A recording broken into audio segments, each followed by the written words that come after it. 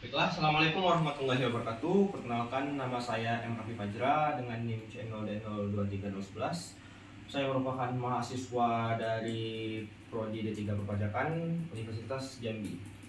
Jadi ini adalah video untuk tugas mata kuliah saya, pajak penghasilan, pemotongan, dan juga pemungutan. Sebelum itu kita harus mengetahui dulu konteks mengenai pemotongan dan juga pemungutan. Mungkin yang terpikir di benak kita, pemotongan tuh seperti gini, ini pemotong. Kalau mungut tuh gini. Nah, kalau di pajak, sebenarnya itu nggak salah teman-teman. Tapi kalau di pajak itu pemotongan pajak penghasilan itu gaji kita. Kalau di PPh 21 ya, gaji kita itu dipotong sama pihak pemotong. Nah, kalau pemungutan itu tuh contohnya kita belanja, habis itu kita kena PPN. Nah, otomatis uang kita dipungut. Nah, itu maksud pemungutan. Pemungutan ini biasanya di PPN dan juga PPh pasal 22. Tapi di video kali ini kita akan membahas mengenai pemotongan pajak penghasilan untuk karyawan tetap, gaji bulanan, harian, dan juga uang rapel. Gaji PPh 21 itu adalah itu adalah pajak pemotongan atas penghasilan sehubung dengan pekerjaan, jasa atau kegiatan dengan nama dan dalam bentuk apapun. Nah, itu contohnya itu seperti pemotongan pajak untuk gaji, honorarium, dan sebagainya. Yang boleh memotong gaji atau honorarium ini untuk PPh 21 itu ditentukan oleh undang-undang, ada 5 kalau nggak salah, teman-teman. Yang pertama itu ada pemberi kerja. Selanjutnya ada dana pensiun. Selanjutnya ada bendahara pemerintah. Yang keempat itu ada penyelenggara kegiatan. Dan yang kelima itu adalah pemberi honorarium untuk tenaga ahli.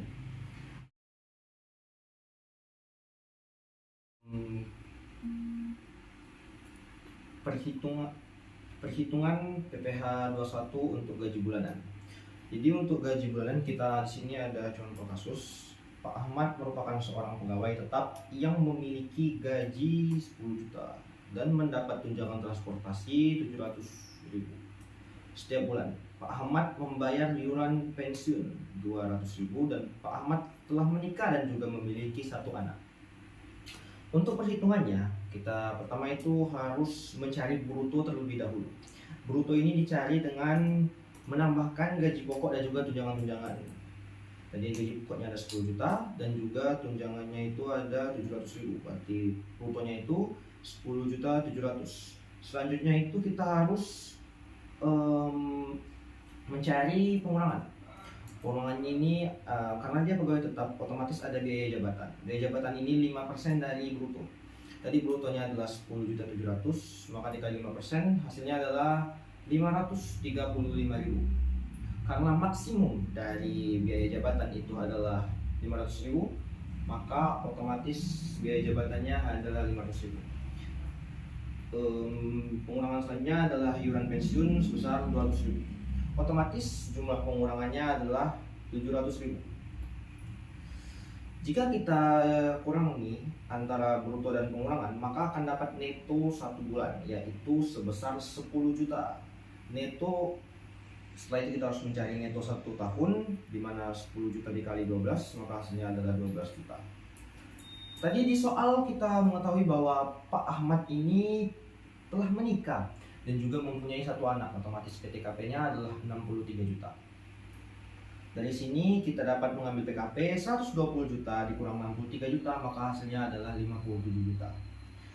Dengan tarif PPh, jika masih di bawah 60 juta, jika PKP-nya masih di bawah 60 juta, maka otomatis dikali 5%. 57 juta dikali 5%, maka hasilnya adalah 2.850 untuk PPh 1 tahun. Kalau per bulannya itu dibagi 12, maka hasilnya adalah 190.000. Kan tadi itu untuk 1 bulan. Bagaimana kalau gajinya harian? Kalau gajinya harian itu sama saja seperti 1 bulan, tetapi dikali gaji 1 hari itu tuh dikalikan dengan hari kerja gitu. Nah, mungkin jadi nggak begitu membingungkan lah. Yang agak tricky itu ada di uang rapel. Bagi yang belum paham, uang rapel itu adalah pembayaran yang diberikan kepada karyawan sebagai pelunasan kekurangan gaji atau tunjangan yang seharusnya sudah diterima pada periode sebelumnya. Gimana ya contoh rapel ini? Contohnya itu ada seseorang itu gajinya mungkin 10 juta. Waktu tercatat 1 Januari itu 10 juta, tapi pada Juni gajinya naik jadi 15 gitu. Jadi untuk pembayarannya gaji yang sebelumnya itu tuh dibayar sama perusahaan. Berarti ada Januari, Februari, Maret, April. Berarti ada 4 bulan, berarti hasil 20 juta gitu uang rapelnya. Kalau buat perhitungan PPh uang rapel itu kita ambil lagi dari contoh Pak Ahmad tadi. Pak Ahmad itu seorang pegawai dengan gaji 10 juta dan juga tunjangan 700. Setiap bulan Pak Ahmad membayar 200 dan Pak Ahmad telah menikah dan memiliki 1 anak. Pada bulan Mei, Pak Ahmad menerima kenaikan gaji yaitu 15 juta, sehingga Pak Ahmad menerima rapel 20 juta. Untuk perhitungan PPh rapel, kita itu perlu menghitung dulu PPh sebelum kenaikan gaji, baru setelah kenaikan gaji. Tadi PPh sebelum kenaikan gaji sudah dihitung dan juga tercatat bahwa PPh 1 bulannya itu adalah 190.000. Setelah kenaikan gaji, kita menghitung ulang.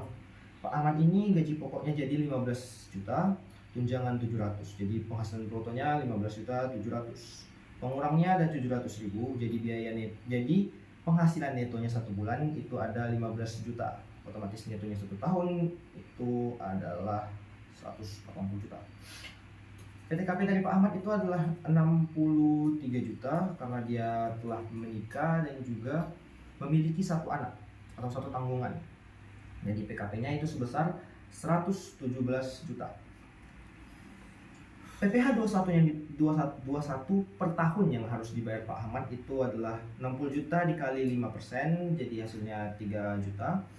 Selanjutnya sisanya tadi 117 dikurang 60 juta, sisanya itu 57 dikali 15%, maka hasilnya itu adalah 8.550. Otomatis setelah itu kita tambah, maka hasilnya adalah 11.550. Untuk mencari per bulannya itu dibagi 12, maka hasilnya adalah 962.500.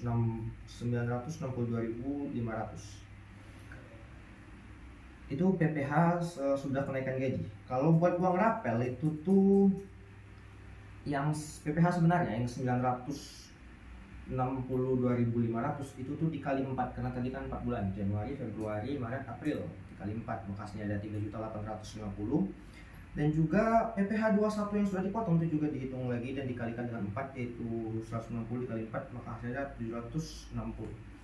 3.850 dikurang dengan 760, maka hasilnya adalah 3.090.000. Itu 3.090.000 itu adalah PPh untuk uang rapel Pak Ahmad. Jadi sekian video presentasi dari saya. Apabila ada kesalahan saya mohon maaf. Saya akhiri dengan wabillahi taufiq wal hidayah. Wassalamualaikum warahmatullahi wabarakatuh. Oh ya, jangan lupa like, comment, dan subscribe.